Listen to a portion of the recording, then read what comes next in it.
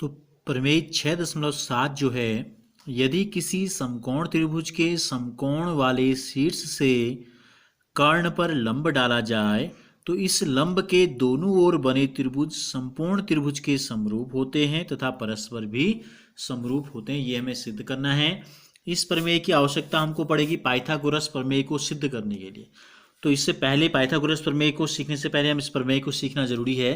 तो देखो, हमने एक यहाँ पर ले लिया, एक त्रिभुज ले लिया जो कैसा त्रिभुज है, समकोण त्रिभुज। और समकोण कहाँ पे बना है, कोण बी पे।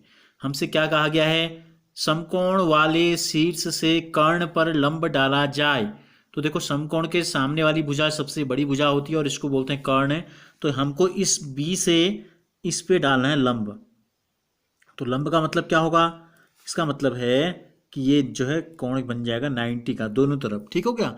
तो हमें ये सिद्ध करना है कि एक तो त्रिभुज, एक इधर वाला त्रिभुज बड़े त्रिभुज के साथ का समरूप है, इधर वाला त्रिभुज भी बड़े त्रिभुज के साथ समरूप है, और ये दोनों भी आपस में समरूप हैं। तीन चीजें हमको सिद्ध करनी है। तो ए बी सी, इसको अगर हम ले लें डी, ठीक हो गया।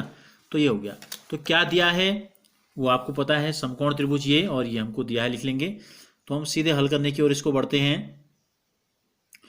तो सिद्ध क्या करना है, देखो हम पहले इस पे सिद्ध करना है। जब हमें करना क्या है पता होगा तो अब हम उस दिशा में आगे बढ़ पाएंगे।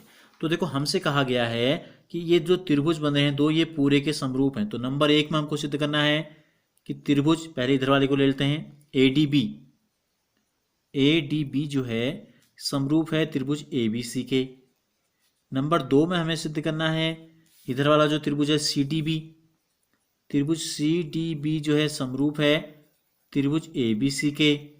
और तीसरे नंबर में जो सिद्ध करना है हमको, ये दोनों भी आपस में समरूप हैं।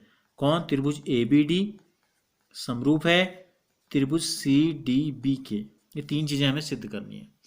दिया क्या है, समकोण त्रिभुज ए बी सी, और बी डी जो है वो लंब है ए सी पर। दो चीजें हमको दी गई हैं।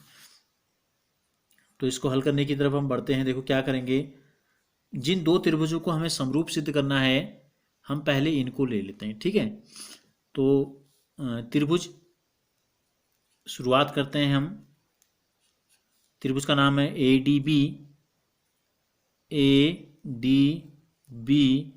व त्रिभुज ए बी सी।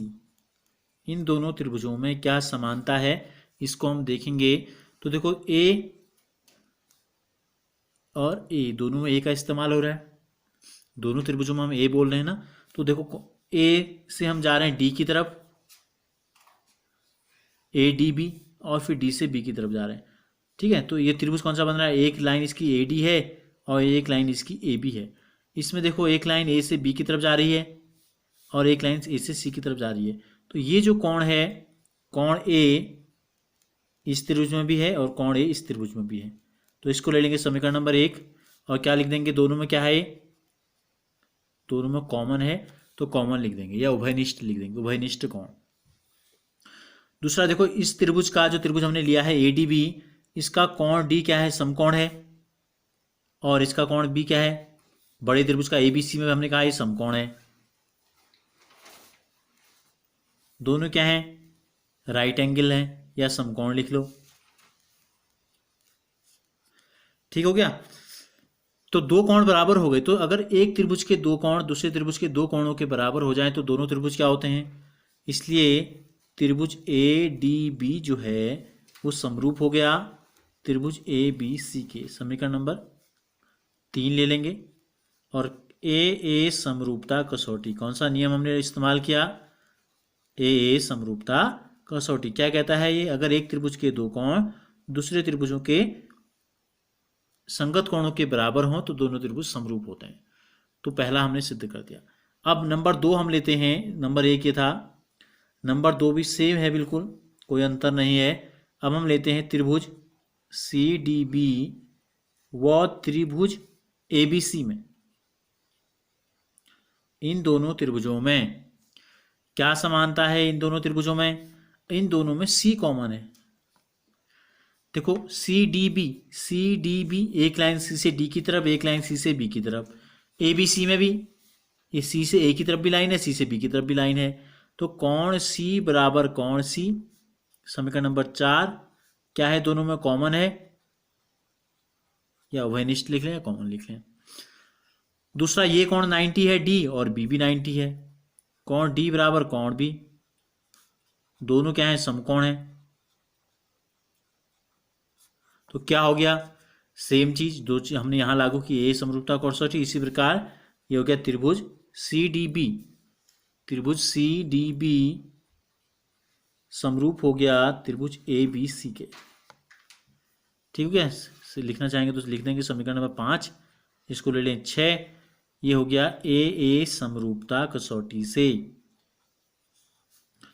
अब इन दोनों से हम निष्कर्ष क्या निकालें, देखो समरूप का मतलब क्या होता है, अगर दोनों समरूप हैं तो भुजाएं तो समानुपाती होती हैं, लेकिन कोण क्या होते हैं, कोण बराबर होते हैं। अब ये छोटा त्रिभुज जो है इस पूरे बड़े त्रिभुज के जैसा दिखता है, आप ऐसे भी समझ सकते हैं, समरूप का मतलब रूप सेम है। ये इधर वाला त्रिभुज भी बड़े त्रिभुज के जैसा दिखता है, तो इसका मतलब क्या है, ये दोनों भी एक जैसे दिखेंगे, सीधी सी बात है। ठीक है, तो हम सीधे सीधे निष्कर्ष निकालेंगे। इसलिए समीकरण ये दोनों, यानी कि समीकरण 3 व समीकरण 6 से, इन दोनों समीकरणों से हम इस निष्कर्ष पर पहुंचे कि त्रिभुज, ये दोनों त्रिभुज कौन से, एक एडीबी समरूप हो गया त्रिभुज सीडीबी के। तो यही हमें क्या करना था, सिद्ध करना था। ठीक है, यही चीज हमें क्या करनी थी, सिद्ध करनी थी। तो तीनों चीजें हमने सिद्ध कर दी हैं, तो ये प्रमेय हो गया आपका पूरा। अब इस प्रमेय के आधार पे हम क्या करेंगे, पाइथागोरस प्रमेय, जो कि बहुत महत्वपूर्ण है, ये वाला प्रमेय भी कई बार पूछा गया है और वो तो अक्सर पूछा जाता है।